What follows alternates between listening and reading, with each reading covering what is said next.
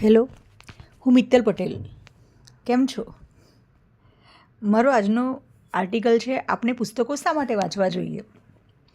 શબ્દોની ભાવ સાથે હોડી રમાય છે જ્યારે, પુસ્તકો સંગે હૃદય વલોવાય છે ત્યારે, આંગળીના વેઢે એક વાંચા ફૂટે છે ત્યારે, લાગણીઓના તાર છંછેડાય છે જ્યારે, તાર તાર થઈ જવાય ને જીવાય સમૂળગું જાત સાથે, તાર તાર થઈ જવાય ને જીવાય સમૂળગું જાત સાથે, સમગ્રતાથી જીવંતતાનો આસ્વાદ ચખાય છે ત્યારે, આંખ્યું દેખ્યું એ ઘણીવાર સ્પંદાતું નથી એ જીવ, આંખ્યું દેખ્યું એ ઘણીવાર સ્પંદાતું નથી એ જીવ ને જીવાય છે અનરાધાર જ્યારે, પુસ્તકના પાનેથી જીવનની બારીઓ સતત ખુલે છે ત્યારે, શબ્દોની એ સુગંધ હોય છે ખરી શબ્દોની એ સુગંધ હોય છે ખરી હૃદયને સ્પર્શે છે જ્યારે, લાગણીની ભાષાનો અનુવાદ પાણીથી ખરે છે ત્યારે, આપણે સૌ જીવન જીવીએ છીએ, ખરેખર જીવીએ છીએ કે માત્ર વિતાવીએ છીએ.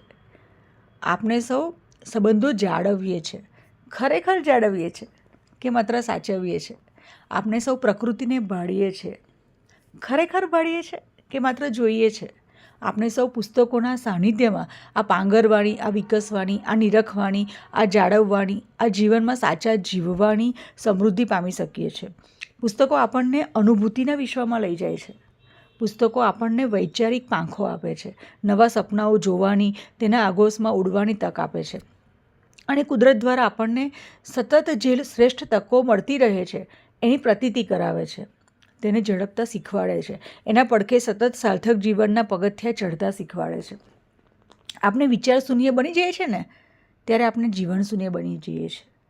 જરા વિચારો, જીવનમાં ભૂતકાળની કોઈ પણ ઘટના નાનામાં નાની હોય કે મોટામાં મોટી, જો તે ન બની હોત ને તો તમારામાં જે ગુણ ઉમેરાયો, તમારામાં જે સમૃદ્ધિ ઉમેરાઈ, તમે જે પામી શક્યા તે ન હોત.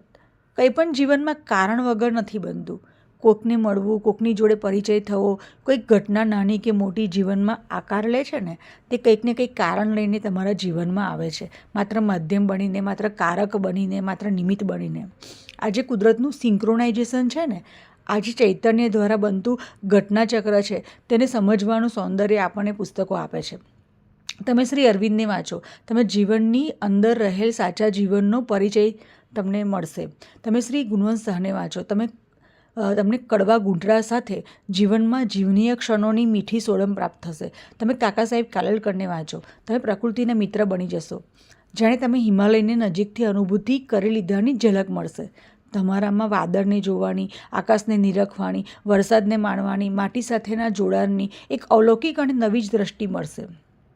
તમે પન્નલાલ પટેલને વાંચો, માનવીય સંબંધો અને કુદરતના કુરુક્ષેત્રમાં અટવાયેલ લાગણીના તાનાવાનાઓની સંવેદનાઓના વરસાદમાં નહાવાની તક મળશે. તમે અશ્વિની ભટ્ટને વાંચો, શું કલ્પન છે એવો હૃદયમાંથી ભાવ આવશે. એક જ જીવનમાં આટલા બધા જીવન જીવવાનો, આટલી બધી સંવેદનાઓને સંવેદવાનો, આટલી બધી લાગણીઓમાં ભીંજાવાનો, આટલી બધી અનુભૂતિમાં જીવંત રહેવાનો અવસર માત્ર ને માત્ર પુસ્તકો આપણને આપી શકે છે. પુસ્તક માત્ર આપણો મિત્ર નહીં, રાહબર, સંગાથી, દિશાસૂચક, સુખ દુઃખમાં સધિયારો આપનાર અગોચર વિશ્વનો આગિયો છે, જે સ્વયં પ્રકાશિત છે, જે સ્વયં પ્રેરિત છે, જે સ્વતઃ આપણને આપણી જાત સાથે પ્રમાણિક રહીને જીવવા મજબૂર કરનાર આપનો અરીસો પણ છે. પુસ્તકોની સાથે જોડાયેલ વ્યક્તિ દંભ ભાગ્યે જ કરી શકે. પુસ્તકો સરળ અને સહજ બનતા શીખવાડે છે. પુસ્તક સાથે જોડાયેલ વ્યક્તિ લાંબો સમય કાવા દાવા ન કરી શકે, કપટ ન કરી શકે, કેમ કે પછી તે પુસ્તક મૈત્રીનું ખાનદાન ગુમાવી દે છે.